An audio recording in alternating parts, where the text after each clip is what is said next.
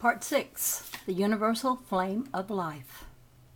In the Secret Doctrine of the Rosicrucians, we find the following fifth aphorism. The fifth aphorism. The one is the flame of life. The many are the sparks in the flame.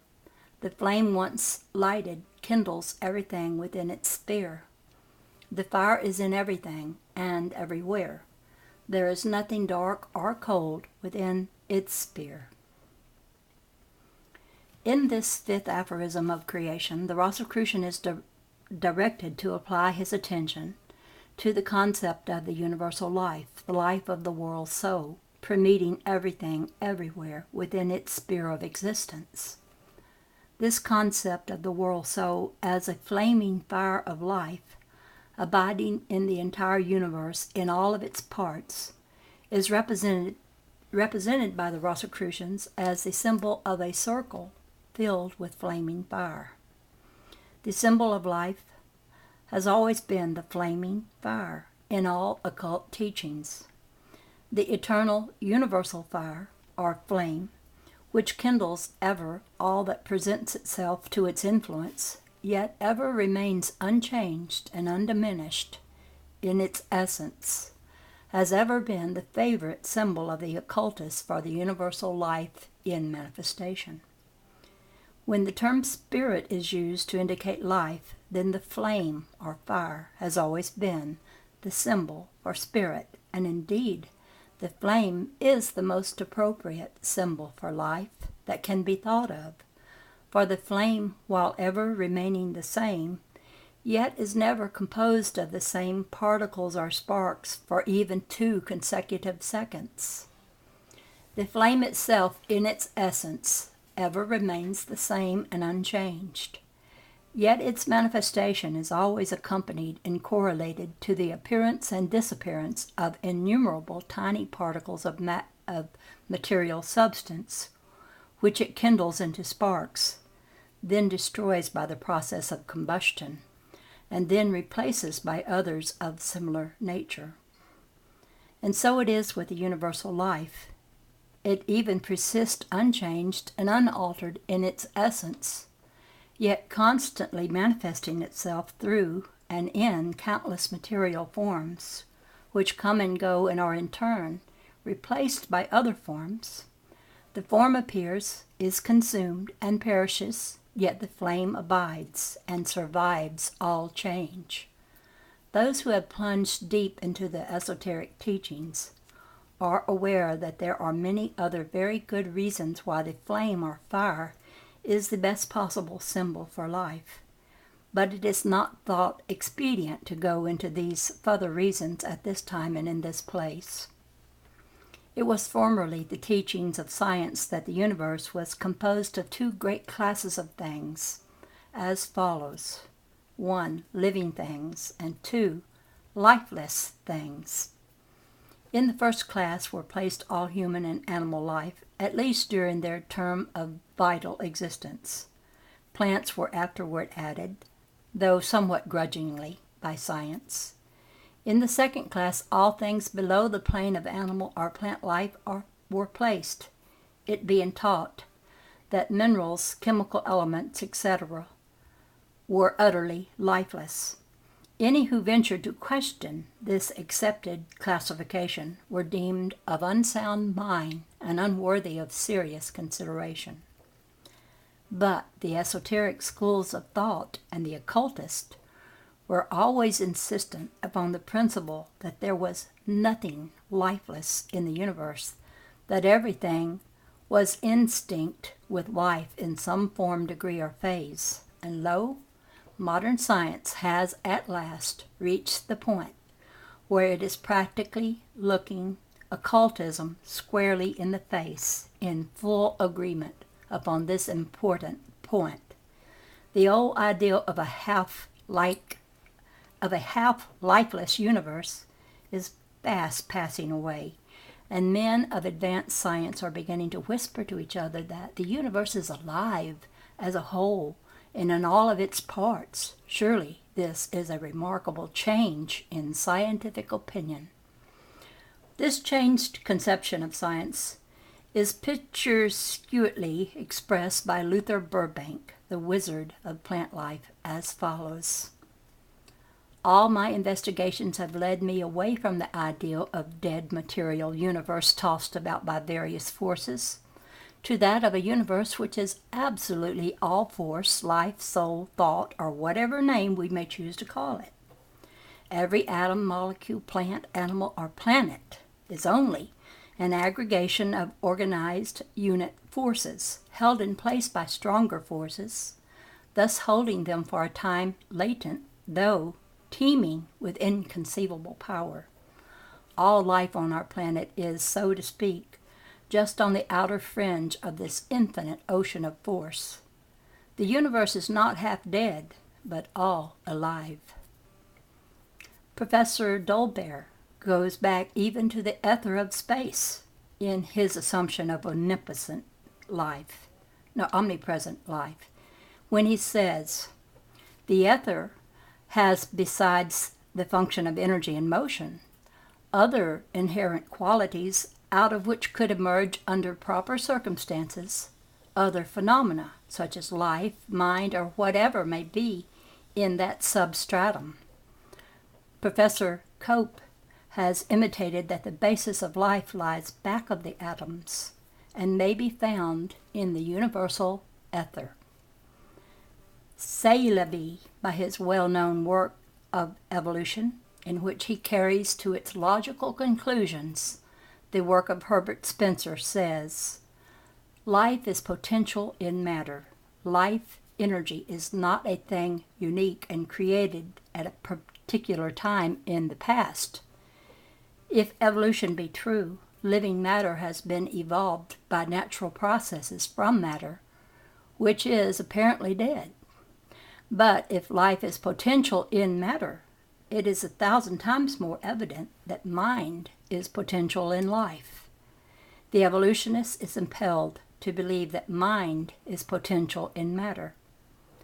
I adopt that forms of words for the moment, but not without future criticism. The microscopic cell, a minute speck of matter that is to become man, has in it the promise and germ of mind. May we not draw the inference that the elements of mind are present in those chemical elements, carbon, oxygen, hydrogen, nitrogen, sulfur, phosphorus, sodium, potassium, chlorine, that are found in the cell.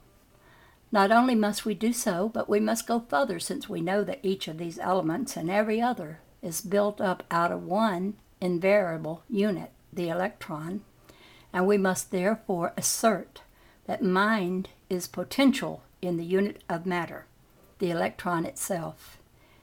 It is to assert the sublime truth first perceived by Spinoza, that mind and matter are the warp and woof of what Goethe called the living garment of God.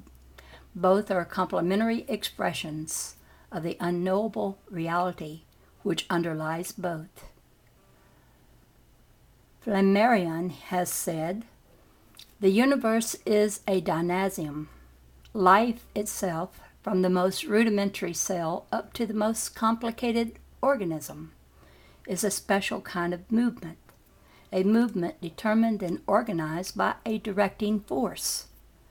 Visible matter, which stands for us at the present moment for the universe, and which certain classic doctrines consider as the origin of all things, movement, life, thought, is only a word void of meaning.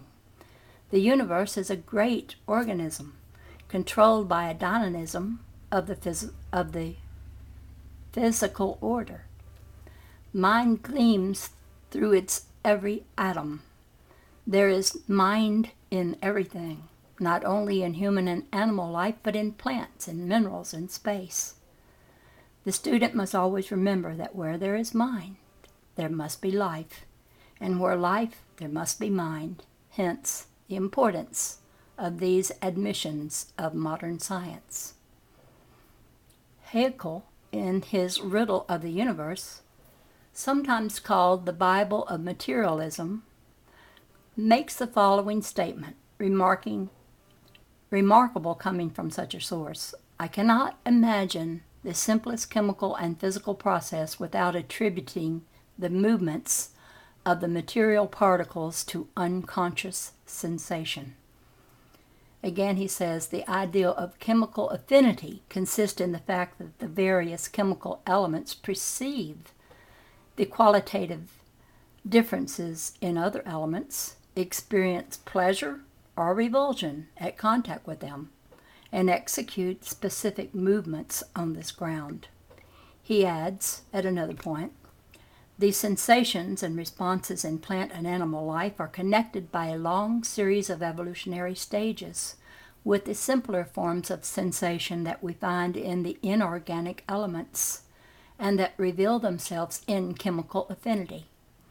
He quotes with approval the statement of Nageli that if the molecules possess something that is related, however distantly, to sensation, it must be uncomfortable to be able to follow their attractions and repulsions, uncomfortable when they are forced to do otherwise.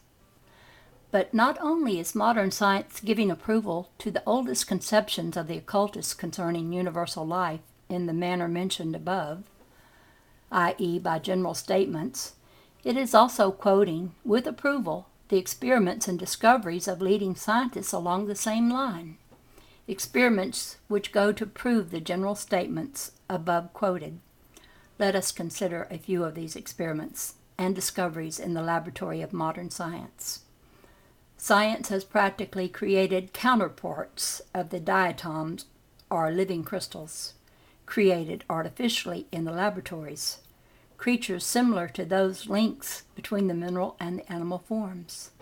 The diatoms are tiny geometrical forms composed of a tiny shell of siliceous material enclosing a minute drop of plasma resembling glue. These creatures are visible through the microscope and are so small that thousands of them might be gathered together on the head of a pin. They so closely resemble crystals that a very careful examination is required to distinguish them from true crystals, and yet they are alive and perform all of the functions of life. Crystals, as you know, are born, grow, live, and may be killed by chemicals or electricity. Some investigators have discovered indications of elementary sex functions in certain crystals. A scientific writer has said, crystallization, as we are to learn now, is not a mere mechanical grouping of dead atoms. It is a birth. The crystal forms from the mother liquor, and its body is built up systematically, regularly, and according to a well-defined pattern, plan, or design, as true to the pattern as are the bodies of plants and animals. The certainty is present in the crystal creative life activity. No, the certainty is present in the crystal creative life activity.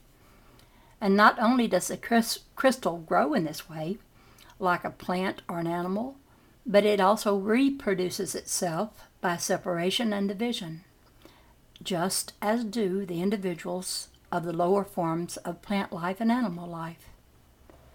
The distinguishing point between the growth and reproduction of crystal forms and that of the higher forms of life has heretofore been held to be as follows. The crystal takes its nourishment from the outside and builds up its bodily structure on its outer surface, while the lowly forms of plant life and animal life takes its nourishment from the outside, but builds up its bodily structure from within. If the crystal had a soft center and took its nourishment in the way of the low form of plant life or animal life, building from within, it would be almost identical with the diatom. Or if the diatom grew from the outside and had a hard center, it would be considered a true crystal. So, as you see, there is very little real difference between them. And now, lo, Even this distinction is apparently to be wiped out by the discovery of artificial living crystals evolved in the laboratory. Careful scientific tests have determined that there is what is known as the fatigue of elasticity in metals, which is relieved by a rest or vacation. This has also been found true of razors, the edges of which are restored by a little rest, thus corroborating the ancient superstition of users of razors. Tuning forks have been found to lose their power of vibration by overuse, a short rest restoring the same.